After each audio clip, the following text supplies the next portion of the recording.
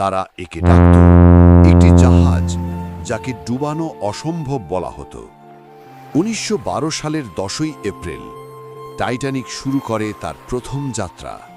তৎকালীন বিশ্বের সবচেয়ে বড় জাহাজ, মানব সভ্যতার প্রযুক্তি, ক্ষমতা আর অহংকারের এক জীবন্ত প্রতীক। ভিতরে ঝলমলে ঝাড়বাতি, বিলাসবহুল হলঘর, হাসি খুশি যাত্রীদের ভিড়। সবাই বিশ্বাস করেছিল এই জাহাজের কিছুই হতে পারে না। যাত্রীরা উপভোগ করছিল স্বপ্ন আর আরাম। কেউ জানত না সামনে অপেক্ষা করছে এক ভয়ঙ্কর সত্য।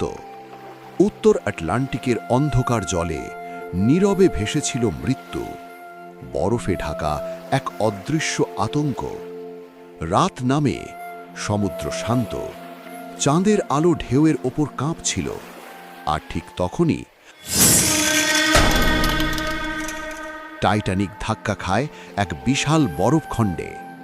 প্রথমে কেউ কিছু বুঝতে পারেনি, কিন্তু ধীরে ধীরে নিচের ডেকগুলোতে হুড়মুড় করে ঢুকে পড়ে পানি। যে জাহাজকে বলা হতো অডুবনীয়, সেই এখন ডুবে যাচ্ছে।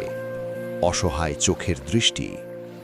লাইফ বোট নামানো শুরু হয়, কিন্তু তখনই প্রকাশ পায় ভয়ঙ্কর সত্য। লাইফ বোট ছিল পর্যাপ্ত নয়। অন্ধকার রাতে, বরফ শীতল বাতাসে ভয় গ্রাস করে সবাইকে। রাত 2:20 টাইটানিক 2 টুকরো হয়ে চিরতরে তলিয়ে যায় সমুদ্রের গভীরে। চারপাশে শুধু অন্ধকার, ঠান্ডা জল আর মানুষের আর্তনাদ। 1500 বেশি প্রাণ সেই রাতে সমুদ্রের কাছে চিরতরে হার মানে। ভোর হলে সমুদ্র আবার শান্ত হয়। ভাসতে থাকে শুধু ধ্বংসাবশেষ আর অপূর্ণ গল্পগুলো।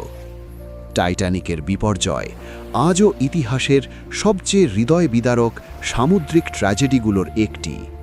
এটি ছিল মানুষের উচ্চাকাঙ্ক্ষার গল্প আর প্রকৃতির নির্মম শক্তির মুখোমুখি হওয়ার পরিণতি।